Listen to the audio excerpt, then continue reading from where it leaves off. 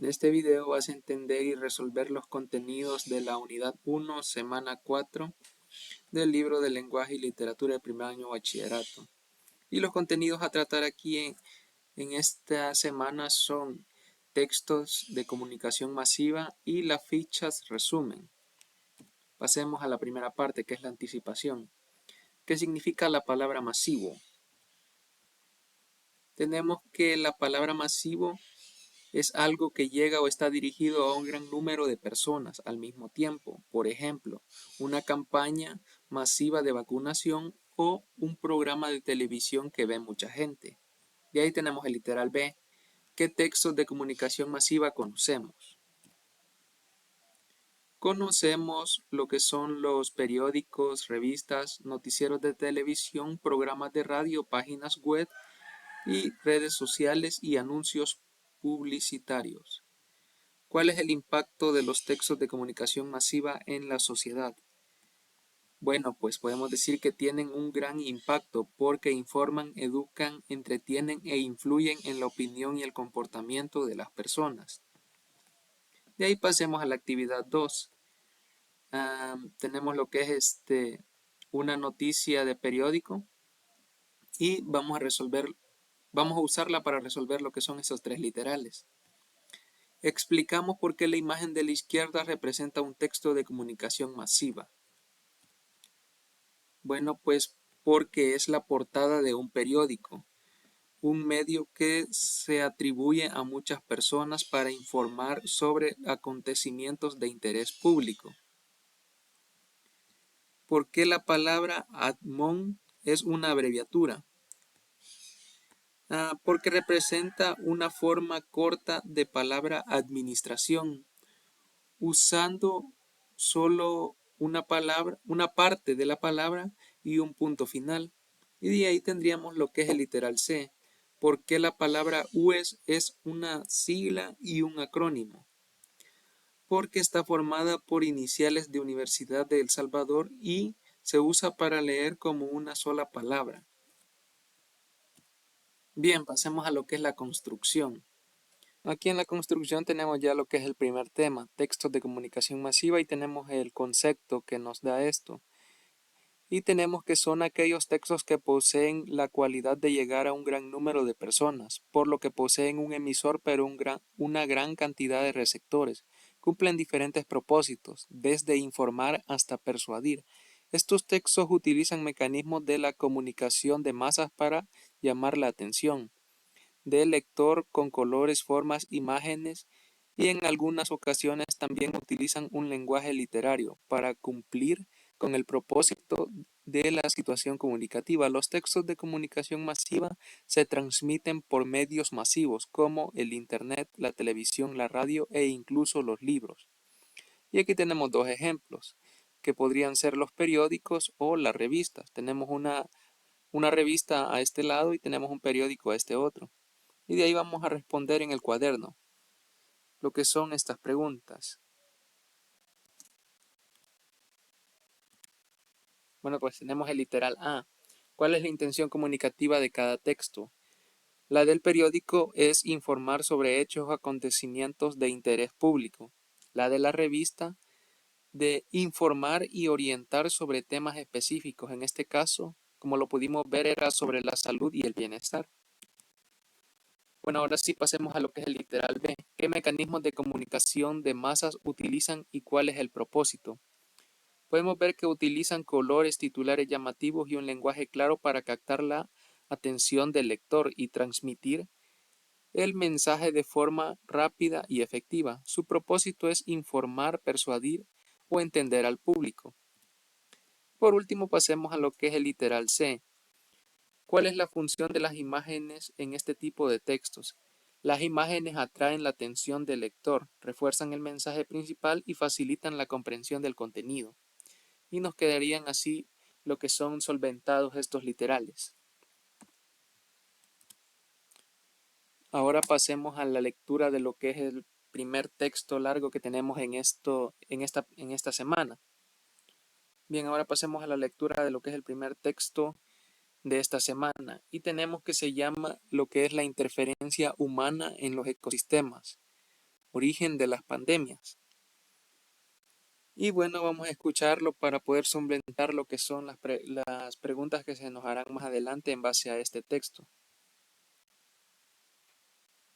La interferencia humana en los ecosistemas, origen de las pandemias. La aparición del coronavirus, que ya ha dejado más de 100.000 muertos en el planeta, no procede de los animales. No obstante, se vio favorecida por la interferencia humana. Si esto no cambia, podrían surgir otras pandemias, advierten los expertos. Las zoonosis es el nombre que reciben las enfermedades o infecciones que se transmiten del animal al hombre, como la tuberculosis, la rabia o el paludismo.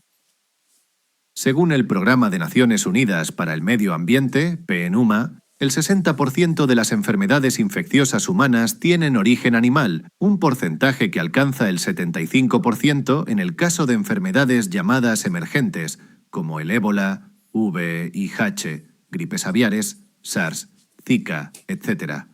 La emergencia de enfermedades zoonóticas está asociada con frecuencia a los cambios medioambientales, consecuencia de las actividades humanas, desde la modificación del uso del suelo hasta el cambio climático, indicó el PNUMA en un informe 2016.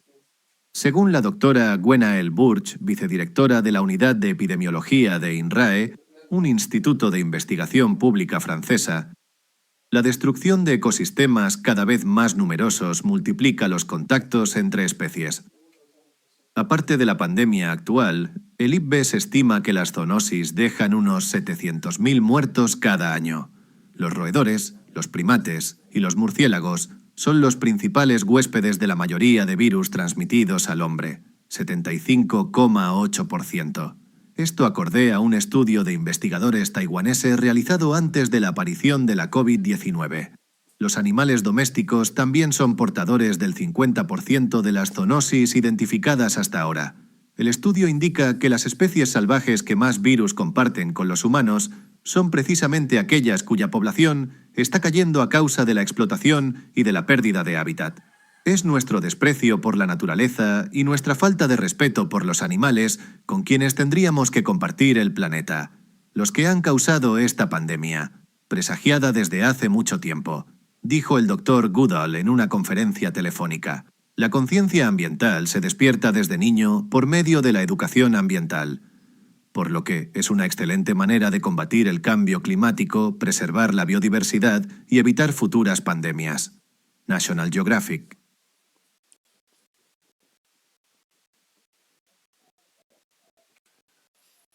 Y bueno, ya con ese contexto como tal que tenemos, ya podríamos pasar a lo que es la siguiente parte, que es donde vamos a resolver lo que son estos tres literales. ¿De qué trata el texto? Trata sobre cómo la interferencia humana en los ecosistemas, deforestación, cambio climático, pérdida de hábitats, provoca la aparición de enfermedades que pasan de animales a humanos, como la COVID-19.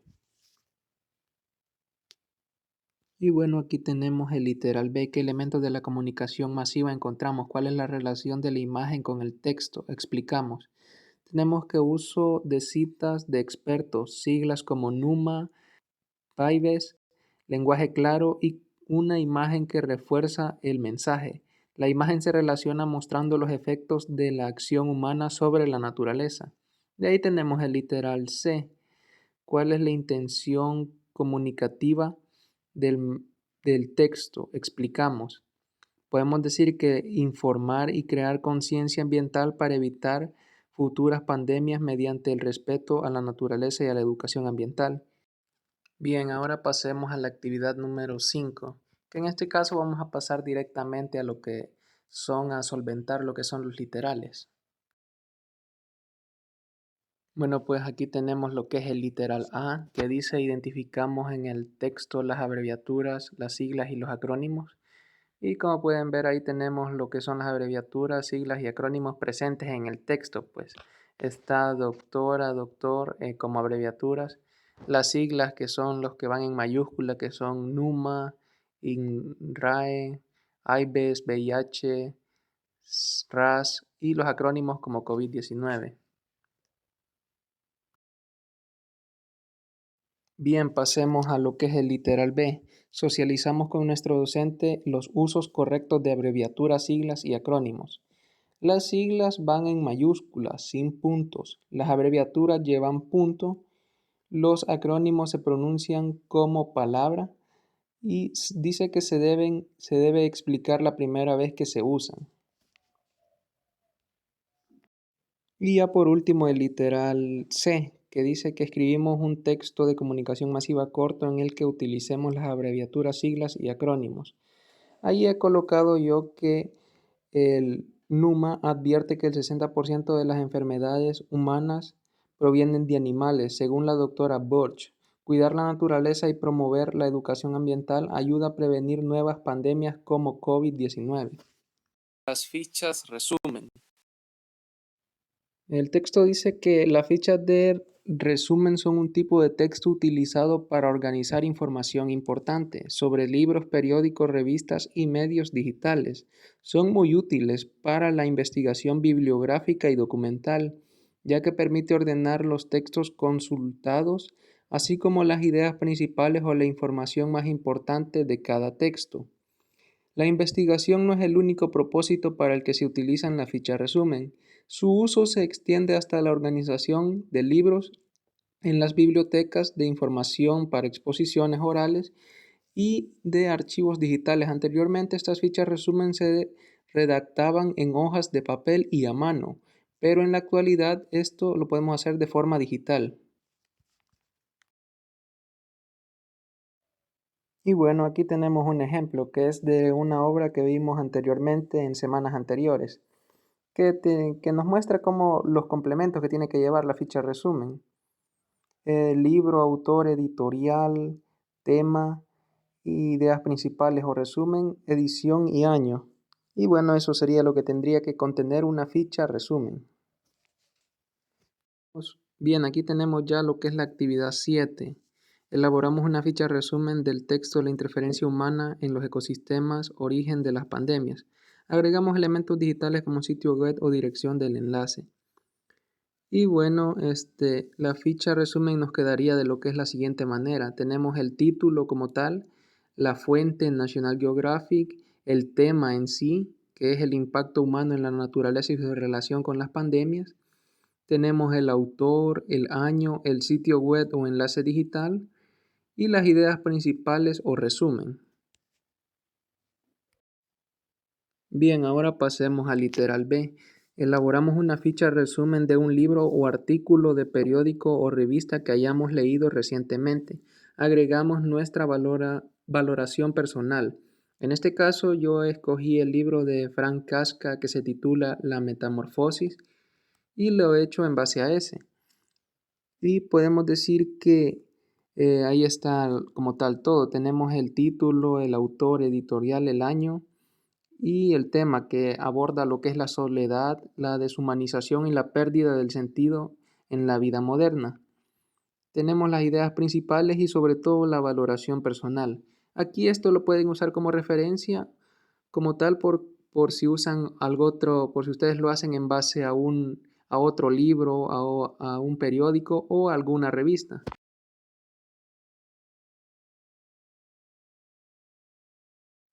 Bien, pasemos a lo que es la consolidación. Tenemos el texto que se titula Esperanza Verde. Vamos a leer lo que es el siguiente editorial. Bueno, mejor dicho, vamos a prestar atención a la lectura de la siguiente editorial para solventar lo que son las interrogantes que se nos van a plantear más adelante en base a él. Esperanza Verde, el mundo ha iniciado un camino sin retorno. La subida de la temperatura media global y la alta frecuencia de episodios meteorológicos adversos apremian en la búsqueda de respuestas a las que frenar el cambio climático. Decenas de gobiernos hacen cuentas para asumir a medio plazo objetivos de cero emisiones netas de gases de efecto invernadero, y la enorme mayoría de países forman parte del Acuerdo de París, cuyo objetivo es limitar el aumento de la temperatura mundial este siglo por debajo de los 2 grados centígrados con respecto a los niveles preindustriales. La voluntad de cambiar las cosas es un primer paso imprescindible, pero ahora viene una parte no menos complicada. movilizar eficazmente los ingentes recursos que se requieren en la transición energética. Algunos estudios indican que la descarbonización exigirá inversiones por valor de 4 billones de euros al año en todo el mundo. Esta carrera a contrarreloj redistribuirá la riqueza y el poder entre países y regiones. Por eso, liderar la Cruzada Verde es objetivo prioritario para las grandes potencias. Y 3 son las vías para ejercer un papel protagonista en el nuevo paradigma medioambiental. La primera es contar con la capacidad de generar y exportar electricidad o combustibles sostenibles. También será clave tener acceso a las materias primas imprescindibles. Y, en tercer lugar, la capacidad para desarrollar la tecnología apropiada con la que llevar a cabo proyectos renovables. El control de la energía siempre ha sido un influyente instrumento de política exterior, como demuestra la historia de los países ricos en hidrocarburos. En esta nueva fase, donde el sol y el viento son universales, se producirán movimientos de calado en el tablero geopolítico. Estados Unidos ha perdido cuota años preciosos debido a negacionismo del gobierno de Donald Trump. A pesar de contar con un ecosistema empresarial innovador e importantes recursos financieros y tecnológicos, la mayor potencia económica del planeta ha sido superada por China en varios campos.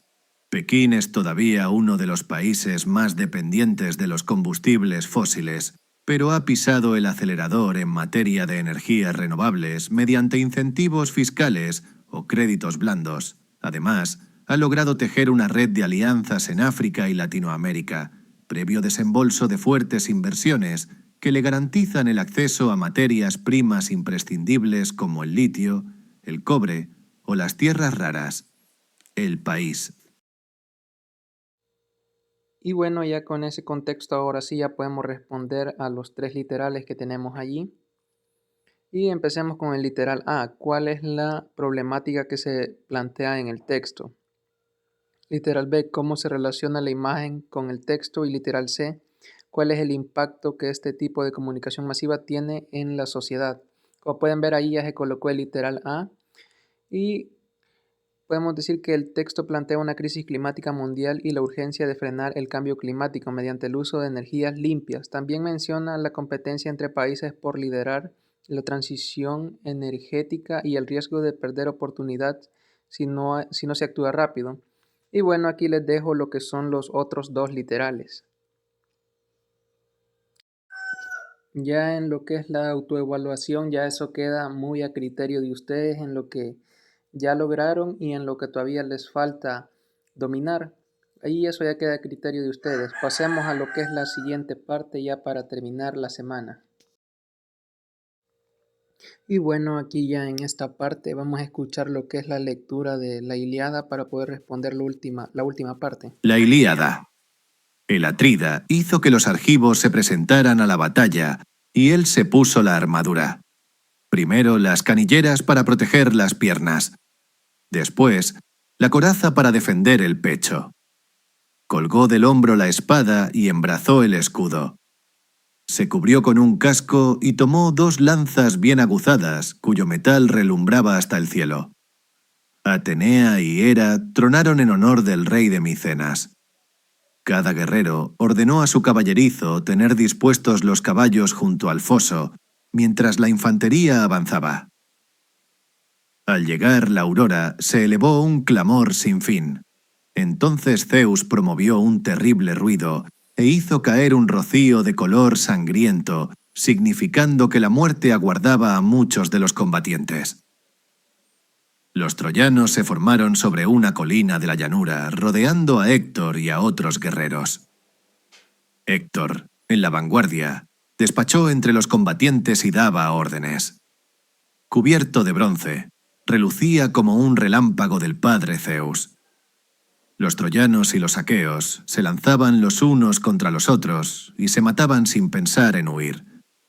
Se embestían como lobos. La discordia recreábase viéndolos.